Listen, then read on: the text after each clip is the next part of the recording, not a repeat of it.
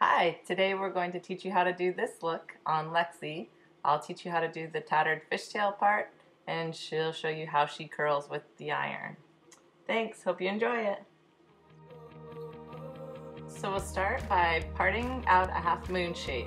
This will allow for the hair to hang over the braid so that you don't see the parted section later. Then we'll add in powder puff.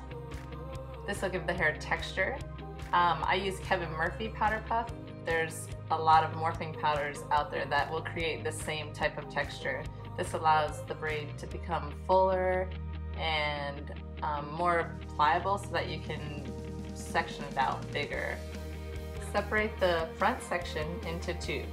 You then take a small piece from the outer edge of one section and cross it over to the other side. Then repeat, pulling a small outer section and crossing it over. After a few sections of regular fishtail, we will incorporate the French part of the fishtail by adding in a new hair to our original section. So take the outer edge, cross over, and then add into it.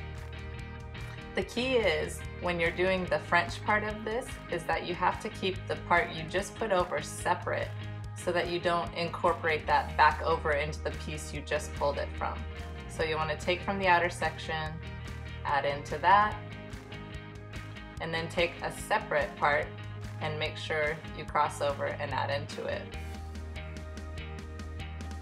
And you just will keep repeating that over and over.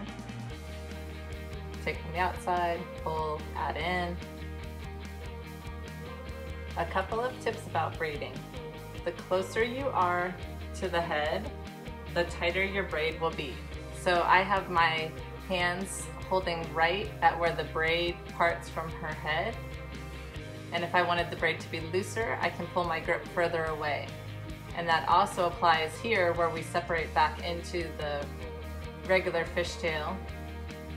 The closer you hold to the crossover, the tighter you hold that, the tighter your braid will be. So if your hands are further down, it's a little bit harder to keep it tight. It also depends on how you're holding the braid. That's what I find is a huge tip for me so that I know how tight my braid is going to be. If you wanted to loosen it, you can definitely hold lower down from where you're crossing over.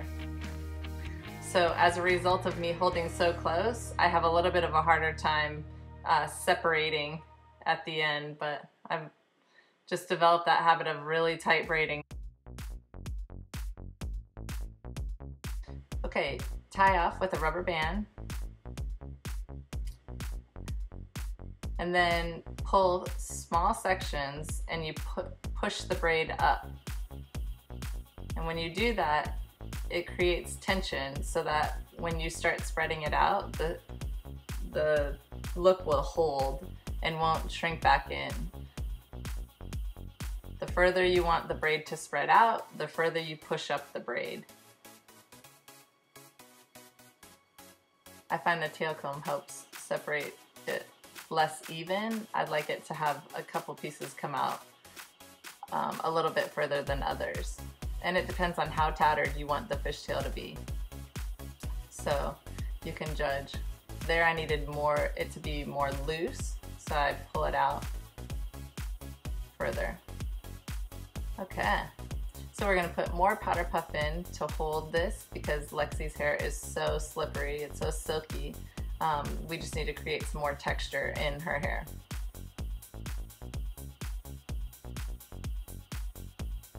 Make it nice and messy. Now I'll go ahead and do the underside to really get it to hold. You can also use hairspray. That'll help if you don't have a powder on hand, but I highly recommend powder as an easier way to do it and using the spray more as a finishing. Next we'll be adding in a shine spray. I'm adding in Shimmer Shine. I'm doing this to bring out the highlights in Lexi's hair. It will help on brunette hairs so that you can see more dimension in the braid, because on brunettes it doesn't show as easy as it does on blondes. Also make sure that your shine spray that you use doesn't have too much of a slip factor to take out the powder work. Okay, so here we're going to take this little piece that I left out and just push it in through the braid. It's a good way because a lot of times you'll find that you do something like that, and I just wanted to show you a fun little way to fix it. Okay, now we have Lexi curling. Lexi is very familiar with curling with a flat iron, so she twists the iron a little bit more than I do. And you know, each person can find what works best for their hair and for their technique. So I wanted to show someone else's technique than my own. And you can see how she curls with fine hair and what look she's going for. So she puts it in, twists a little bit. One of the keys is how she holds the hair down at the bottom. That really helps guide it through the plates so that you don't have to worry about it falling out of the plates. So we're going to speed this up.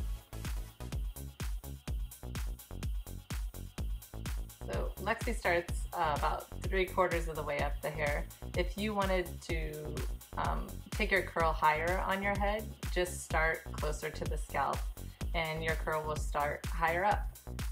Lexi likes a more laid back look for this day and with this braid, so we're just going lower down on the hair strand to create that look. And I think she does a great job of it. We're almost done with this side. Coming up, Lexi shows you a really cute trick that you can do at the end if you miss any pieces of hair, so you have to watch for that here.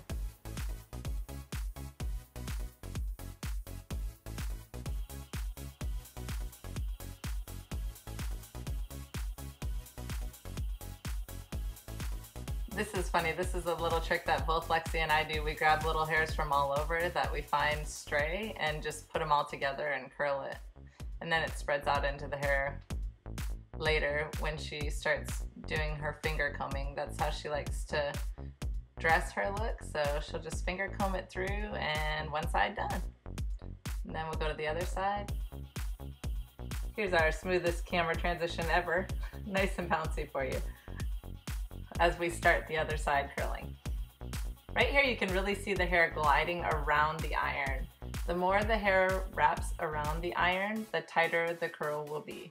So if you want a more loose open up curl, you won't see as much sliding around there, so you just change the angle of the iron.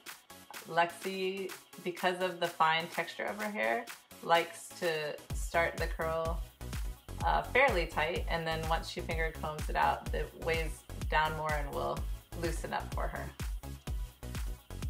Lexi also flips the hair up over the iron. That's really easy. It really shows you, so you can watch the hair glide through in the mirror to make sure that it's not falling out of the plates or anything. You can just really see what you're doing. Just makes the technique a lot easier, how you flip it over like that.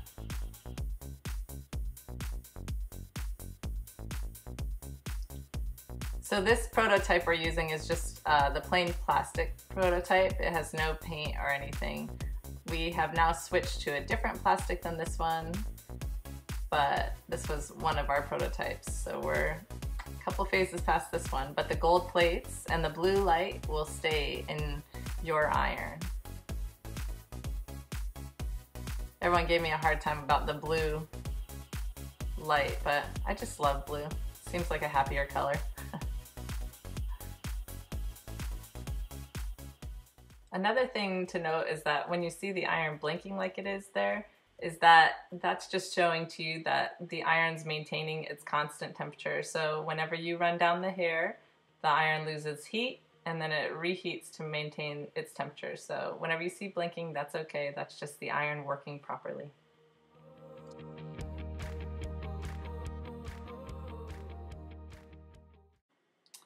Okay, so we're all done. What a great look. Good job, Lexi.